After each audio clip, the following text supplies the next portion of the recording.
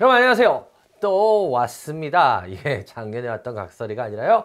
이 반장이 수사반장을 하러 이렇게 왔습니다. 한 주 동안 어떻게 또 잘 지내셨는지 모르겠네요. 여러분들 모든 분들한테 좀 도움이 될 수 있는 종목들로 고르니까요. 여러분들이 메일을 부담 없이 주시기 바라요. 지금도 메일 주소 나가고 있는데요. 많이 메일 주시기 바라고요. 오늘 첫 번째 종목 역시 메일 종목입니다.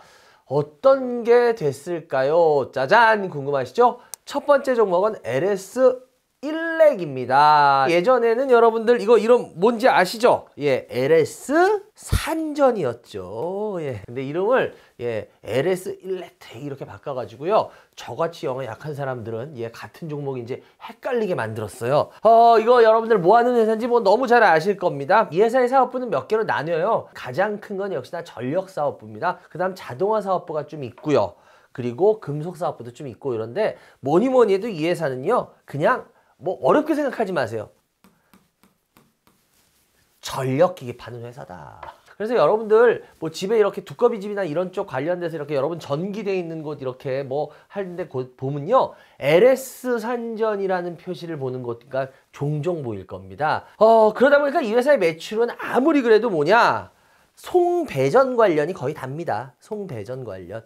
예, 송배전. 송배전이 결국 뭐예요? 전기 보내고 전기 받고 막 집에다 이렇게 하는 거 있잖아요. 예, 그게 결국 다 송배전인데요. 굉장히 우리 생활과 밀접하게 와 닿으면서도 참 모르는 회사 중에 하나가 LS 산전이에요. 이 산전 같은 경우에는 여러분들이 좀 보실 필요가 있어요. 주봉으로 보여드리면요. 2010년대 중반부터 계속 보면 어때요? 계속 이렇게 잠자고 있었어요. 2020년 이후부터 보면은 참 재밌는 게 보통 코로나 전후로 해서 종목들이 막 이렇게 움직이는 애들이 되게 많아요. 왜 그래요? 유동성이 어마어마하게 들어왔잖아요. 코로나로. 그죠? 그래서 막 종목들 막 이렇게 날라다니고 막 아니면 뭐 그 다음에 나르거나 막 이랬어요. 얘는 2022년까지도 보세요. 거의 3년을 이렇게 조용한 종목들 뽑으라 그러면 별로 거의 없을 거예요. 그 전에 한 번씩은 해먹었거든요. 그런데 얘는 그래서 뭐가 이상한가 사람들이 많이 이렇게 생각을 했어요. 물론 이유가 다 있겠죠. 글로벌 경기가 안 좋다 보니까 변압기들이 전체적으로 수요가 적었어요. 근데 얘네들 같은 경우에 변압기 수출이 중요하거든요. 그러다 보니까 변압기 수출이 굉장히 감소했다라는 거죠. 이러다 보니까 별 볼 일 없는데 그 다음에 주가가 또 올라가요. 이건 또 제가 좀 이따가 설명을 할 텐데요. 이렇게 되다 보니까 여러분 그거 아세요 혹시? 떡볶이 집이나 이런 게 있다고 칠게요 시장에. 이런 게 막 우후죽순같이 많아졌어요. 그런데 그러다가 떡볶이 먹는 사람들의 수요가 좀 줄었다고 가정을 해볼게요. 그럼 어떻게 될 것 같아요? 떡볶이 집이 한두 집씩 망하겠죠. 그렇다고 해서 떡볶이 집이 다 없어질까요? 강한 집만 끝까지 살아남게 돼요. 대학교 때 제가 직접 목격한 이 얘기를 하나 해드릴게요. 그 당시에는 24시 편의점이라는 게 아직까지 거의 별로 없었어요. 동네 사거리가 있었는데 여기에 터줏대감 같은 구멍가게가 있었어요. 여기가 장사가 되게 잘 돼요. 근데 큰 빅슈퍼가 여기 딱 들어선 거야. 이게 둘이 경쟁이 어떻게 되는지 아세요? 여기가 10시까지 하잖아요? 그럼 얘네는 10시 반까지 하는 거야. 그래서 얘네가 10시 반까지 하니까 얘네는 또 11시까지 하네. 그러니까 얘네는 또 11시 반까지 하는 거야. 그리고 얘는 물건을 예를 들어서 1,000원을 하니까 얘네는 990원을 하는 거야. 그럼 얘네가 980원을 하면요. 얘네는 960원으로 내려버려요. 그러면서 시간이나 가격을 계속 둘이 붙는 거야. 얘가 결국은 터줏대감이 찍혀 나가더라고요. 물량이라든지 이런 거에서 결국 자본력에서 상대가 안 되는 거죠. 제가 왜 이 말씀을 드리냐 마찬가지입니다. 산업이 이렇게 글로벌 경기 뭐 변압기 이런 게 안 좋다 보니까 그러니까 작은 업체들 있죠. 그런 업체들은 다 찍어 나가버려요. 그러면 어떤 기업만 살아남을까요? 그렇죠. 큰 기업만 살아남겠죠. 살아남은 애들은 어떻게 돼요? 걔네들이 그냥 거의 다 독식을 해버리게 되는 거예요. 그래서 어떻게 보면 살아남은 자의 여유를 굉장히 즐긴 회사입니다. 살아남은 업체가 이제 몇 개 없으니까 이러면요 굉장히 좋은 게 있어요. 이렇게 선별수주라는 게 가능해집니다. 옛날에는 싸구려고 뭐 안 가리고 다 주세요. 뭐 다 받을게요. 이랬는데 이거는 우리가 팔아봤자 뭐 이득이 안 되는데 이런 우리 안 팔래. 쉽게 말하면 배짱 장사가 가능해요. 이 선별수주라는 게 기업의 경영 측면에서는 굉장히 중요합니다. 왜냐? 우리가 역마진이 걸린다 그러거든요. 조선에서도 보면 옛날에 역마진들 많이 걸렸어요. 우리가 잘 안 하던 분야인데 일단 빨리 수주를 따야 돼. 근데 대충 기존에 하던 걸로 계산하니까 통밥을 굴리니까 예를 들어서 한 5천억이면 될 것 같았어. 그런데 실질적으로 들어가 보니까 진행을 하니까 어떻게 돼? 이게 5천억이 안 되는 거야. 6천억 이렇게 되는 거야. 이거 우리 5천억밖에 받기로 안 했는데 6천억인데 어떡하지? 천억이 어떻게 돼요? 손실이죠. 역마진이 걸려버려요. 이거를 배상하려면 더 큰 손해를 봐야 되기 때문에 울면서 천억 손해보면서도 납품을 해야 되는 거야. 이런 식으로 역마진이 걸립니다. 치킨 게임이라는 거 아시잖아요. 그죠? 서로 간에 손해를 보더라도 내가 저놈 죽여버릴 거야. 쟤 죽인 다음에 내가 그 다음에 올리면 돼. 이런 식이거든요. 쉽게 말하면 이런 역마진들이 걸리는데 이런 수주를 안 하게 된 거예요. 왜? 얘네만 살아남으니까. 그러니까 어떻게 돼요? 주가가 오를 수 있는 환경이 점점 갖춰진다라는 거죠. 그리고 또 하나 뭡니까? 우리나라 업체들의 굉장히 큰 장점이 있어요. 빨리빨리 납품이 가능합니다. 이 빨리빨리 납품이라는 게 여러분 굉장히 어떻게 보면 큰 경쟁력을 갖게 됩니다. 이게 왜 변압기에서 중요한 경쟁력이 되냐면 이따가 제가 마지막 부분에 한번 설명을 할 테니까 그걸 들으시면 돼요. 그 다음 이제 보시다시피 어때요? 2023년 중반부터 막 가격이 올라요. 그러면서 주가가 어마어마하게 큰 폭을 상승했습니다. 전력 슈퍼사이클 타고 변압기 수출 효자 됐다. 근데 그 시기도 언제예요? 2024년 5월 달에 나온 기사죠. 얘네들이 어마어마하게 이렇게 막 상승을 하게 돼요. 그래서 그때 이렇게 신문 기사들도요 많이 나오게 돼요. 막 오른 시기하고 거의 맞아 떨어져요. 변압기 저렇게 수출 효자가 될 수 있었던 가장 큰 세 가지 이유가 있는데요. 첫 번째는 뭐냐면요. 미국의 신재생에너지들의 확대입니다. 미국에서 바이든이 대통령이 되고 나서 그 다음 어떻게 됐어요? 신재생 관련들 막 난리 났었잖아요. 몇 년 전에. 그렇게 보니까 이 신재생에너지를 확대하니까 어떻게 돼요? 이 전력기기들 이런 것들이 굉장히 필요로 하더라는 거죠. 두 번째는 또 뭐가 있을까요? AI 때문에 데이터 센터가 많이 지어져야 된다. 그러니까 전기가 필요하다. 그래서 이쪽 관련들 전선이고 뭐고 다 난리 난 거 아시잖아요. 실은 이 2번이 가장 큰 요소로 영향을 미쳐서 주가가 이렇게 나른 거잖아요. 세 번째는 여러분들 이것도 아마 예상되실 텐데요. 노후 인프라 교체입니다. 참 재밌는 게 뭐냐면 우리나라는 요즘 겨울이니까 어저께도 그러대요. 5시 조금 넘으니까 벌써 가로등 딱 켜지더라고요. 그런데 미국 같은 경우에는 여러분들 핵심 도시가 딱 있잖아요. 그럼 그 도시만 가로등이 있고요. 그 다음은요. 칠흑 같은 어둠입니다. 미국은 너무너무 땅이 넓어서요. 이 가로등이 웬만한데 안 돼 있어요. 이런데 이 전선 까는 것도 이게 어마어마한 공사입니다. 우리나라 같은 경우에 뭐 전기 문제 있어요. 그럼 어때요? 한전이나 막 이런 데서 나와가지고 그냥 차 막고 어때요? 골목 같은데 축축축 하고 그냥 되죠. 미국은요 여러분들 이게 어마어마하게 힘든 일이에요. 그러다 보니까 전선 교체나 이런 전력기 교체가 쉬운 일이 아닙니다. 이게 국가 산업이에요. 그런데 이제 너무 많이 노후화가 돼 있으니까 어떻게 돼요? 이렇게 돼 있으면 전선 막 새잖아요, 전기. 그래가지고 좋은 걸로 막 전선 바꾸고 하잖아요, 우리도. 집들 오래된 데들 보면. 교체 수요. 이걸 이제 해야 돼요. 안 할 수가 없어요. 막 30년 이상 된 것들이 너무 많아가지고 전기가 안 그래도 이제 더 많이 필요하거든요. 여기서 100을 보내면요. 예를 들어서 필요한 곳에서는 한 40밖에 도착을 안 해. 그럼 어디로 가? 50, 60은 일로 다 빠지는 거야, 중간에. 그러니까 이거를 거의 100을 다 보내면은 손실 없이 어때요? 그럼 전력이 그렇게 모자랄 일이 많이 없거든요. 그러니까 이런 교체를 이제 해야 돼요.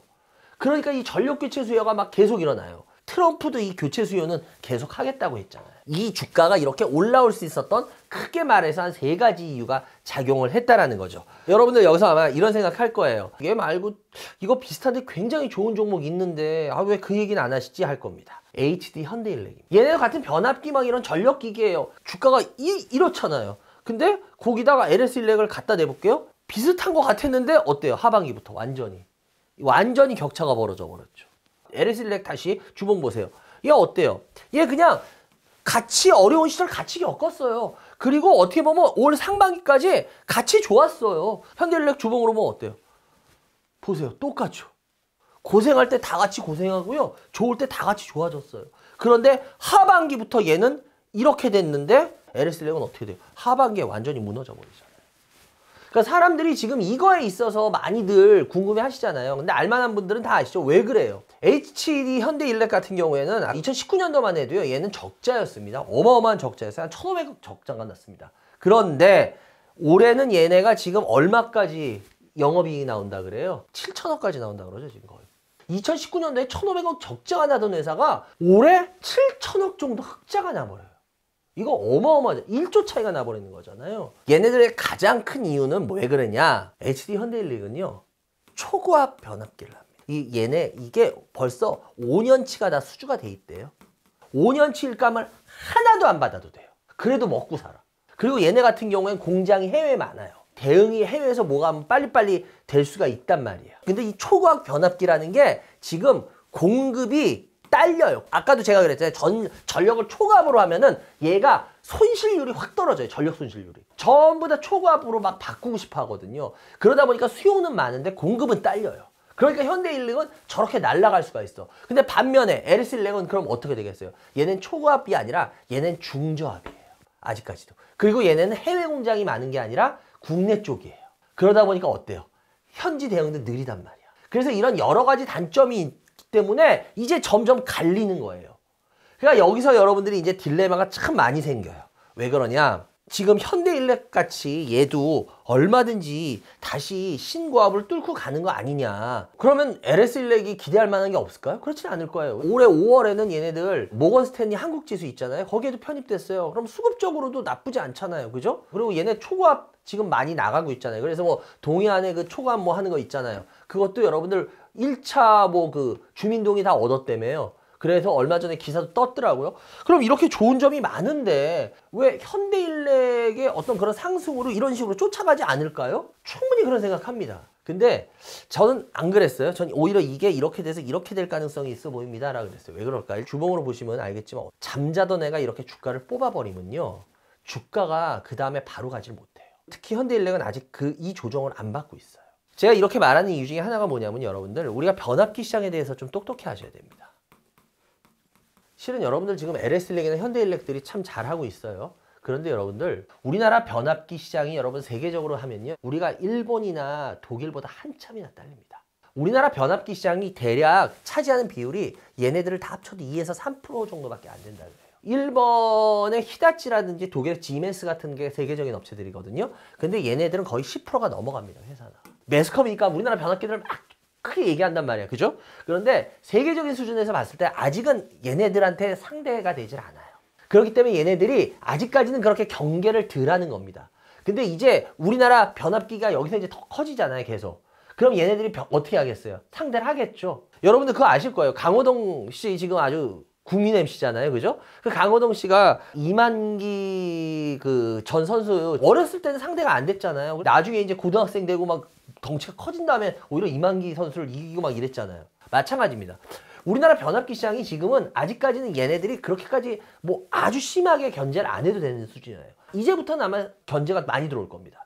그렇게 따지면 과연 우리나라 변압기 시장들이 계속 쭉쭉 커나갈 수 있겠냐라는 이 부분은 여러분들이 한번 생각을 해보셔야 돼요. 왜? 만약에 주가가 뽑지 않았으면 차라리 나아요. 근데 주가를 몇 년 동안 잠자던 애가 뽑았단 말이에요. 이렇게. LS일렉 같은 경우는 이미 조정을 이렇게 받았단 말이에요. 그럼 이 조정을 좋은 조정이라고 생각하고 위로 보낼 수 있겠다라고 생각했다는데 제가 봤을 때는 그게 그렇게 쉽진 않을 겁니다. 이거 가지고 상담하신 분들이 있는데 제가 봤을 때 좀 조심하시는 게 어떨까? 중립적 포지션을 가지고 보시는 게 차라리 더 낫지 않겠냐라는 말씀을 드려보겠습니다.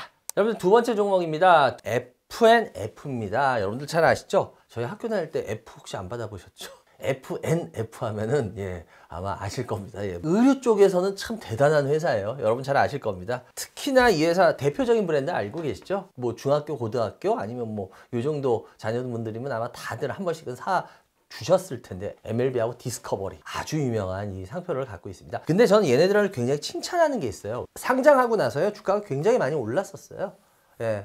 FNF 굉장히 좋은 회사였습니다. 코로나 이후로도 굉장히 튼튼하다가 근데 2023년부터 이제 흐름이 이렇게 꺾여 내려온 건데 이 회사 같은 경우에 이렇게 성공할 수 있었던 가장 큰 이유 중에 물론 옷을 잘 팔았으니까 당연하죠. 그런데 전 여기 마케팅 방법이 참 기가 막혔어요. MLB 하면 뭐예요? 메이저리그 아닌가요? 디스커버리 같은 경우는 탐험하는 채널 이런 거잖아요. 그런데 그런 게 여러분들 옷 만드는 데인가요? 아니죠. 이런 걸 우리는 비의류 IP라 그러죠. 비패션 IP를 활용해 가지고 이거를 옷으로 연결을 해서 시장을 새로이 개척한 겁니다. 저는 그래서 이 FNF의 이 마케팅 방법을 저는 굉장히 칭찬합니다. 사람들은 이게 별거 아닐 거라 그러죠. 우리는 이렇게 시장을 개척하는 것 자체 이런 걸 뭐라 그래요? 이런 걸 바로 블루오션이라고 그러죠. 새로운 시장을 개척하면서 새로운 장을 여는 거. 그러면 이거 신제품 하면 여러분 아시잖아요. 물건값 마음대로 진짜 만들어낼 수 있는 거. MLB 이런 거 사주신 분들 어때요? 뭐 모자 하나 사주면은 애들이 아 나 이거 써야 돼 요즘 애들 다 써 아니면 뭐 가방 뭐 이런 거 들어 막 하면서 부모님들 사주실 수밖에 없잖아요. 그때 그래 사 하면서 계산하려고 모자에 뭐 특별한 거 있어요 기능? 아니잖아요. 그냥 MLB 그거 붙은 거야. 이거를 굉장히 잘해서 신시장을 개척을 잘한 거예요. 얘네들은 또 뭐냐 스포츠웨어하고요 일상복의 경계를 허물어뜨려 버린 겁니다. 이걸 그 외국 사람들이 우리나라 예전에 오면요 신기한 게 있었대요. 국민들이 등산을 그렇게 많이 하냐고. 등산복들 그냥 일상복으로 입고 다니셨잖아요. 등산 물론 하시는 분들도 많은데 안 하시는 데 있는 분들이 태반이었어요. 또 골프도 우리나라 같이 골프 의류를 일상에서 많이 입고 다니는 나라가 없답니다. 그런 스포츠웨어하고 어떻게 보면 일상복의 경계를 그냥 이건 허물어 버렸어요. 그냥 패션으로 자리 잡아버리게. 경영에서도 이게 우리가 흔히 이런 말을 해요. 뚜껑이 열렸다. 예를 들어서 우리가 탐방 가거나 이래가지고도 이 회사 이거 완전 뚜껑이 열리는데? 안 좋아서 뚜껑이 열린다는 게 아니라 기존에 이렇게 꽉 막혀있는 매출 구조에서 새로운 시장을 새로운 매출이 뚫렸다는 소리예요. 저희 애널리스트나 뭐 이런 사람들 가면은 탐방하고 나오면서 이 회사 이거 뚜껑 열렸다 이러잖아요. 그럼 그 회사 무조건 사야 돼요. 이게 새로운 매출이 열린 거거든요. 그래서 얘가 그 대접을 엄청나게 받았던 거예요. 패션 쪽에서. 2024년에 보면은요 올해 해외 매출이 얘네가 거의 40%까지 올라옵니다. 이렇게 해외 매출이 많이 올라왔던 이유가 있는데요. 중국에서 엄청나게 성공을 했습니다. 2020년에 1000억이었거든요. 근데 올해 2020년에 1000억이 올해 24년에 얘네가 거의 9천억까지 나와요. 지금 MLB가 중국에서. 뭐 많이 팔리면 그럴 수도 있지. 근데 여러분들 2020년에서 2024년까지 중국하고 관계 좋았나요? 솔직하게. 현 정부가 한미일에 대한 중요시하면서 그래서 중국이 대놓고 우리한테 막 섭섭해하고 막 아시죠? 막 엔터주들도 막 타격 입고 이랬잖아요. 그런데 그 기간에 얘네들은 9배를 만들어 버렸어요. 중국하고 관계가 엄청 좋을 때 9배라면 그래 뭐 그럴 수도 있어. 근데 다른 데들은 막 중국하고 관계 안 좋아서 막 아시잖아요. 화장품들 난리 나고 막 뒤집어지고 이럴 때 얘네들은 그 상황에서 9배를 만든 거야. 이건 여러분들 굉장한 건 맞습니다. 이건 인정해 줘야 돼요. 근데 2023년부터 주가가 쭉 하고 내려가요.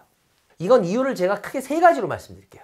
첫 번째 이유는 뭐냐면 여러분들 내수가 안 좋았죠. 왜 그럴까요? 경기가 계속 조금씩 안 좋아진다는 말 많이 들으셨잖아요. 의식주에서 여러분들이 이거 잘 아실 거예요.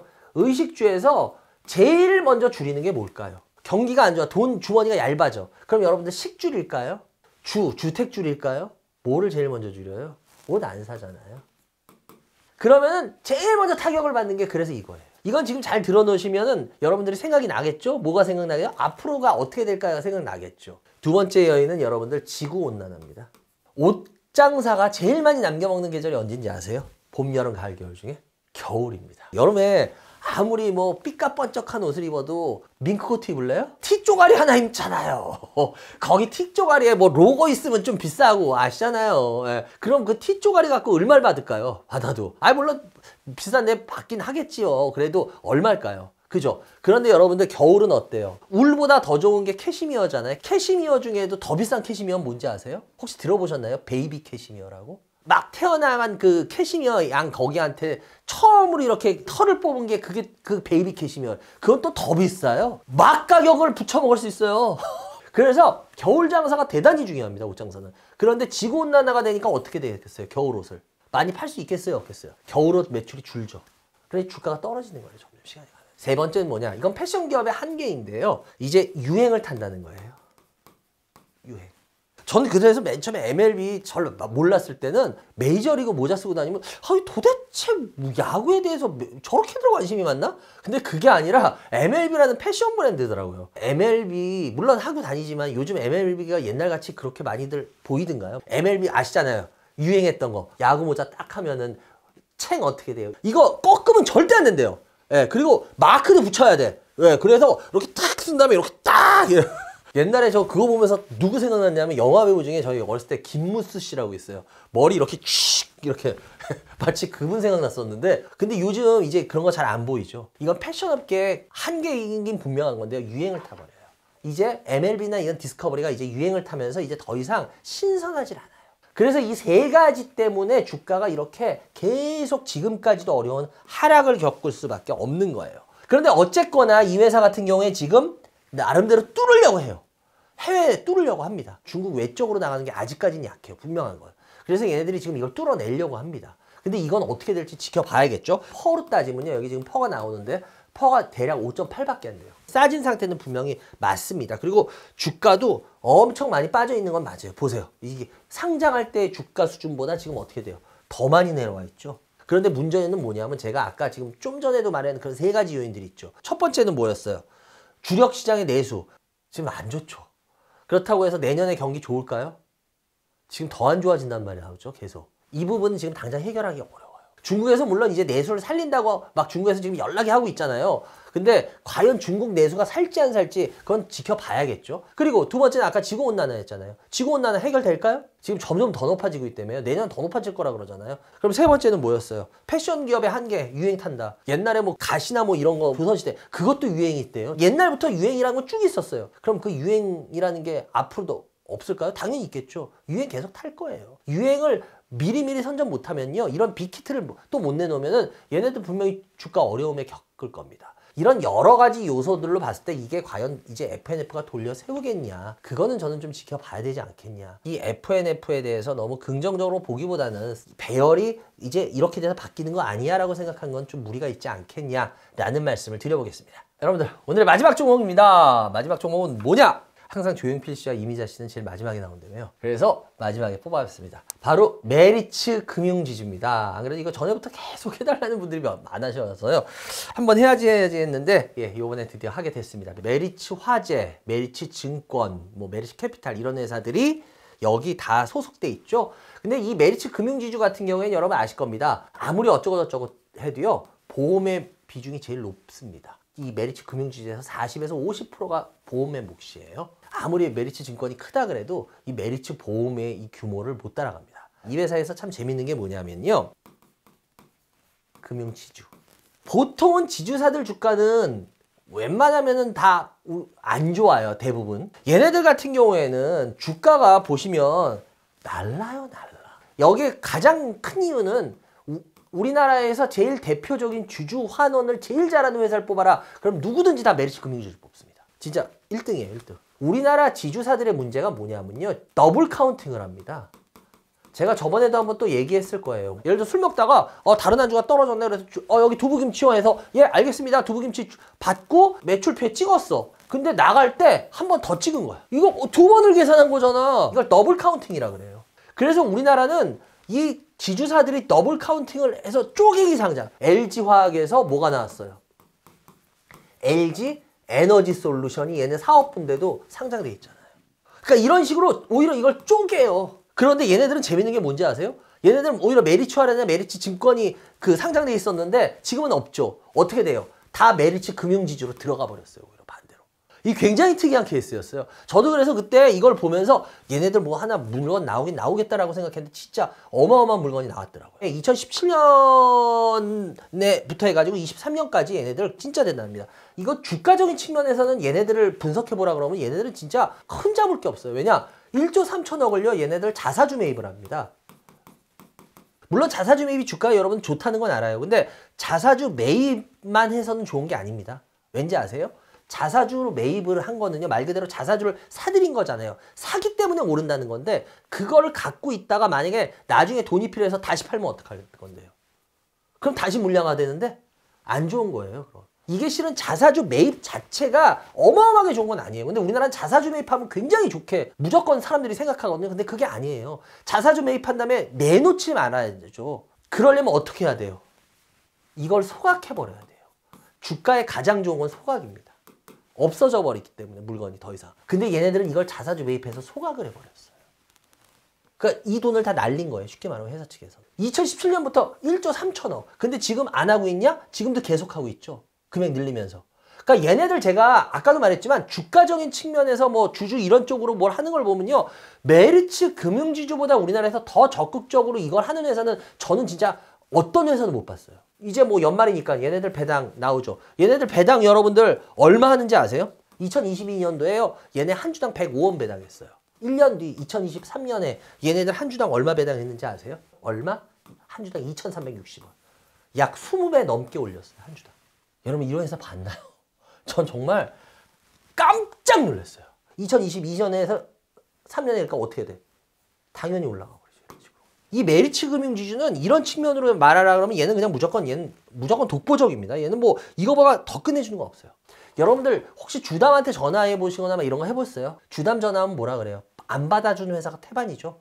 연결도 안 되죠. 그러니까 저희가 그건 참 욕해요. 아니 일반 주주들, 소액 주주들은 되게 성의 없이 얘기하고 예, 뭐 말 못해요. 예, 그거 막 이런 식으로 하고 그냥 연결돼도 그냥 그런 끊어놓는 회사가 태반이에요. 근데 얘네들은 여러분들 아실 겁니다. 저도 이 회사 IR 같은 거 가보고 하거든요. 예전에 경영진이 직접 나와서요. 일반 주주들이 질문하는 거 있잖아요. 애널리스트들이 물어보는 것 같이 대답 다 해줘요. 다른 건 몰라도 이런 자세는 전 진짜 메리츠 금융지주 칭찬합니다. 이건 정말 우리나라 기업들 본받아야 돼요. 아 이거는 진짜 당연히 이렇게 올라와야 될 회사는 맞다. 근데 너무 심하게 올라온 부분은 또 있지 않겠냐라고 생각은 하는데 그건 좀 이따 얘기 한번 할게요. 그리고 얘네들 같은 경우에 또 칭찬하라 그러면요. 전문 경영인을 제일 잘 쓰는 회사를 뽑으라 그러면 전 이 회사예요. 그래서 여러분들 그 증권사에서 가장 오래 대표이사가 연임된 회사가 메리츠 금융증권인 거 아시죠? 철저하게 전문 경영인한테 맡겨놓고요. 그 사람만을 전적으로 믿어줘요. 이 오너가 굉장히 이 부분을 잘하세요. 어떻게 보면 미국식이죠.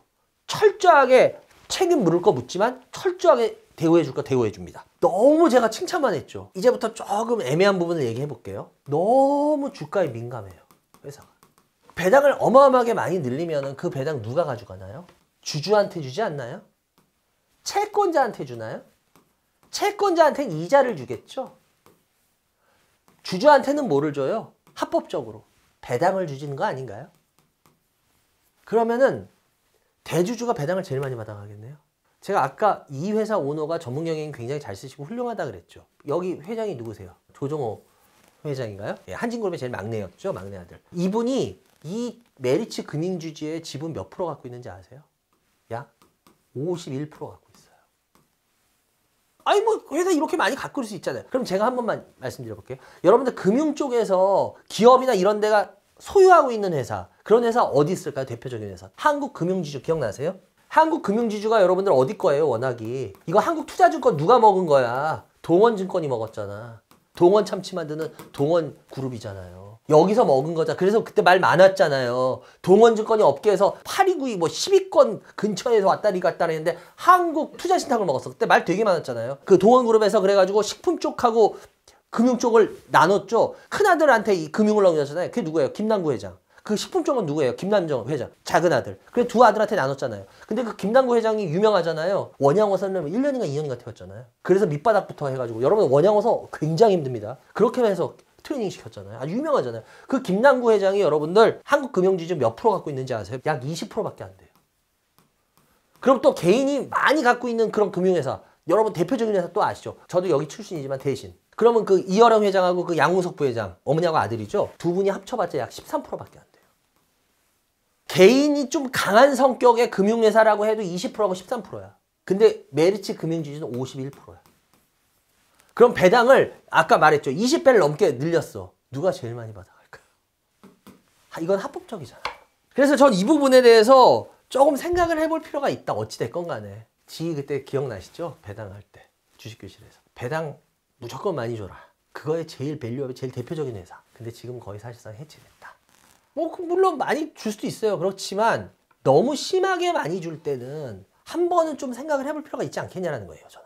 이걸 그냥 마냥 무조건 아주 뭐 배당 많이 주고 뭐 하니까 이 회사에는 계속 아까도 말씀드렸지만 이거 보세요. 주가 계속 이렇게 아주 그냥 앞으로 다른 데들 조정받을 때도 얘는 조정도 안 받았어요. 아시죠? 예. 그렇게 계속 날아가요. 이게 지금 쉽게 말하면 날아간 시점을 따지면요. 본격적으로 날아가는 게 거의 지금 2021년부터 그러니까 2, 3, 4년을 날아간 거예요. 이게 과연 몇 년까지 날아갈까요? 이젠 좀 한번 쉬어갈 때도 되지 않았을까요? 달도 차면 기운다고 제가 누누이 얘기했잖아요. 한번 좀 생각해 보시는 게 어떨까? 이거 진짜 질문 많이 들어왔는데요. 안 그래도 제 생각도 많이 궁금해 하시더라고요. 근데 저는 일단은 이럴 때 한 번은 조심하는 것도 나쁘지 않을 것 같다라는 말씀을 드려보겠습니다. 그래요! 오늘 세 종목 이리저리 준비 많이 해가지고 여러분들한테 도움되는 얘기 해드리려고 노력했는데 어떻게 받아들이는지 모르겠네요. 뭐 미숙한 면이 있으면 점점 더 고쳐 나갈 거고요. 여러분들이 메일 이렇게 많이 주시고 하면은 이렇게 저도 더 열심히 합니다. 그러니까 여러분들 절대 어렵게 생각하지 마시고 뭐 내용 그렇게 거창하게 안 적으셔도 그냥 종목하고 이런 것만 적으셔도 되니까요. 편하게 지금 나가고 있으니까 메일 주소로 주시기 바랍니다. 연말이 이제 점점 더 깊어지고 있죠. 한 해 정리 계속 하시면서요. 다음 주에 또 여러분들 찾아뵙겠습니다. 오늘도 봐주셔서 감사합니다.